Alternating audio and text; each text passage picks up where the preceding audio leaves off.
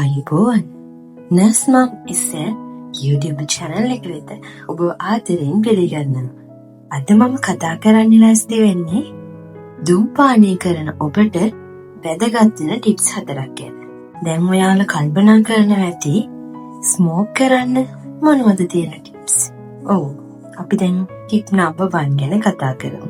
ඔබේ පෙනහළු ගැන අවධානයෙන් සිටින්න.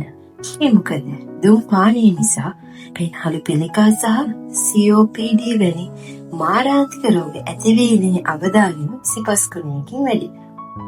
Tip number 2. මුදල් ඉතිරි කරගන්නා ආකාරය. ඔබ දුම් වැටි සඳහා වැය කරන මුදල වසරකින් ගණනය කළ බැලුවොත් එය ඔබේ දරුවෙකුගේ අනාගතයට හෝ වටිනා ආයාචනයකට සමාන බව ඔබට පෙනේ.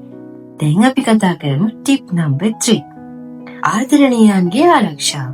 ඔබ ධූමපානය කරන විට තෙවන පාර්ශ්වීය දුම, ඒ කියන්නේ පැසිව් ස්මෝකින් නිසා ඔබේ නිවසේ සිටින බිරිඳට සහ දරුවන්ට හෘද රෝග සහ ශ්වසන රෝග වැළඳීමේ අවදානම ඉතාමත් ඉහළයි. Tip number 4. තරුණ පෙනුම රැකගන්න. ධූමපානය නිසා සම රැලි වැටීම, දත් අවපැහැවරීම සහ අකාලයේ මහල පෙනුමක් ලැබීම වේගවත් වේ.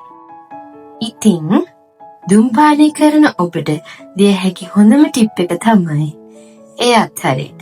දුම් වැටියකින් ඔබේ ජීවිතයෙන් විනාඩි 11ක් අහිමි වෙන බව ඔබ දන්නවද? එයින් ලැබෙන කෙටි කාලීන වින්දනයට වඩා එයින් ඇතිවන දීර්ඝ කාලීන වේදනාව සහ රිස්ක් එක වැඩි. ඔබගේ පෙනහළු වලට ආදරය කරන්න. ඔබේ පවුලේ සිනහ වෙනුවෙන් අදුම තීරණයක් ගන්න. ස්තුතියි. මම නර්ස් මම් එස්තෙර්.